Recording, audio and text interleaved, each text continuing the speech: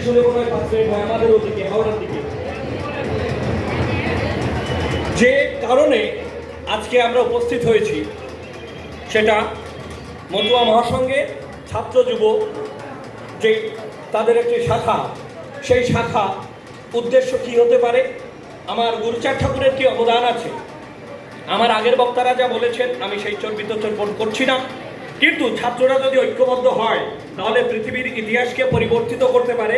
এর ইতিহাস রাশিয়াতেও আছে, আমেরিকায় আছে, ইউরোপে আছে, ভারতে আছে, বাংলাদেশেও আছে। ঐক্যবদ্ধ হতে হবে। মহাশক্তির আমরা যে লিগ্যাসি বহন করে নিয়ে চলেছি, পূর্ণব্রহ্ম পূর্ণানন্দ ভগবান শ্রীহরিচাঁদ, তাত্ত্বিক কথা, মেটাফিজিক্যাল শব্দ, এগুলো বাস্তবিক নয়, কেউ মেপে বলেনি কোনোদিন। সেই শক্তি যদি কার্যে রূপান্তরিত করা যায় তাহলে যেমন বিক্ষিপ্ত ছড়িয়ে থাকা সূর্যালোককে আতশ কাচের মাধ্যমে ধরলে আগুন জ্বলে যেতে পারে, তেমনি আগুন জ্বলে যেতে পারে। একটা বাজে উদাহরণ আফগানিস্তান থেকে নেওয়া যায়। তালেবানরা সরকার চেঞ্জ করে দিয়েছে, যাদেরকে আমরা জঙ্গি বলতাম এখন আমরা তাদের সরকার প্রধান বলি। আমার ইঙ্গিত স্পষ্ট, যদি ঐক্যবদ্ধ থাকতে পারি তাহলে আমরা জানি না যে আমরা কত কিছু লাভ করতে পারি আগামীতে। যে সময় পৃথিবীতে মানুষের ক্লোন দ্বারা নতুন মানুষ তৈরি হচ্ছে, আগামী 100 বছরের মধ্যে আমরা মঙ্গলে গিয়ে বসবাস করব কিনা, এই জায়গায় জ্ঞান বিজ্ঞানের আলোচনা হচ্ছে।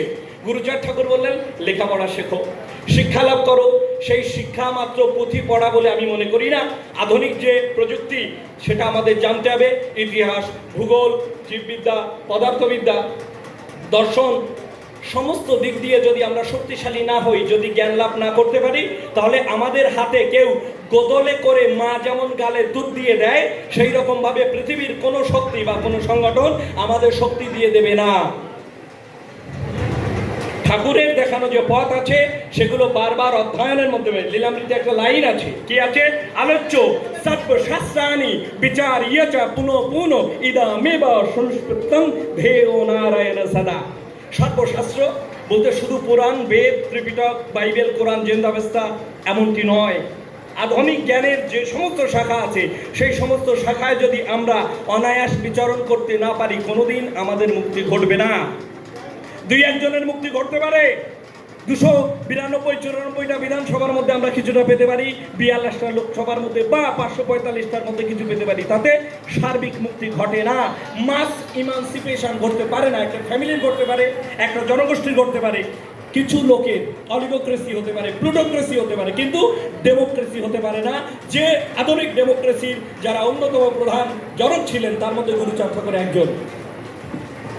আমি বেশি কথা না বলে একটি বইয়ের নাম উল্লেখ না করলে অন্যায় হবে।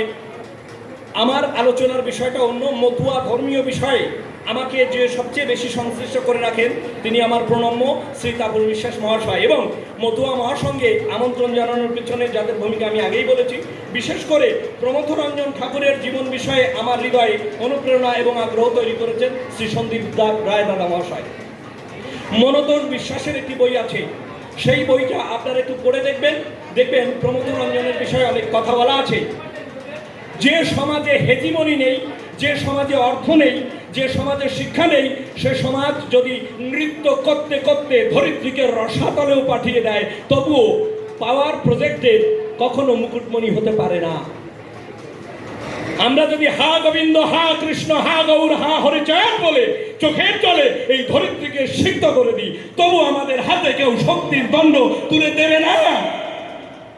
শক্তি না থাকিলে কেউ করে না সম্মান। শক্তিবান হতে সবে হও যত্নবান। শক্তি কিসে হয়? গায়ে মারামারিতেও জোর হয়, বাইসেপ ট্রাইসেপ বাড়ে, বুদ্ধিতেও হয়, ডিপ্লোমেসিতেও হয়, পারমাণবিক বোমাতেও হয়। তবে সব কাজ পারমাণবিক বোমা দিয়ে হয় না। আমাদের যে বিদেশ মন্ত্রক জয়শঙ্কর সাহেব, তিনি কি কথায় কথায় পাকিস্তানের মাথায় পরমাণু বোমা ফেলে দেন নাকি? দরকার হয় না।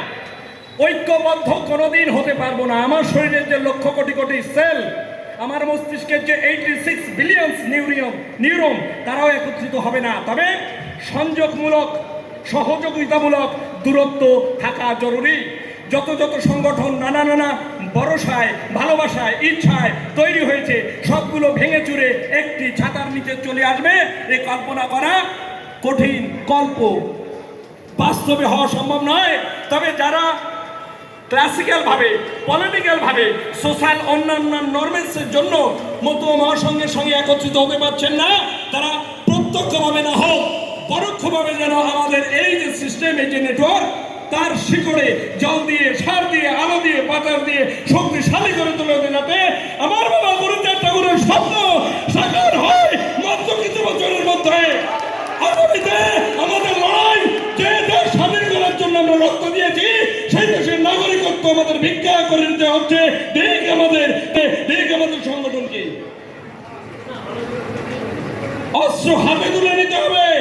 তবে AK-47 এর আগে হাতে বল পেন তুলে নিন, হাতে মিডিয়া তুলে নিন, হ্যাশট্যাগ দিন, গুরুচাঁদ ঠাকুরের নামে হ্যাশট্যাগ দিন, হরিচাঁদের নামে হ্যাশট্যাগ দিন, মতুয়া মহাসংঘের নামে, যাতে বিশ্বের চোখ পড়ে, ভারত সরকারের টনক নড়ে, বিশ্ব জাতিসংঘ ইউনিট যেগুলো রয়েছে তারা যেন বুঝতে পারে একটা জনগোষ্ঠী এই একবিংশ শতাব্দীতে এসে 2025 সালে এসে নাগরিকত্ব এবং আইডেন্টিটি ক্রাইসিসে ভুগছে।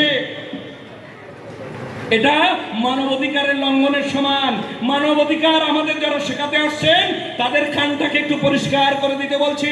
আমার ঠাকুর হরিচাঁদ বলেছেন, জগৎকে প্রেম করো, এর চেয়ে কোনো বড় মানবিক অধিকার আপনার যদি থাকে আপনাকে শেখাবেন, আমি অসুবিধা শিখতে রাজি আছি।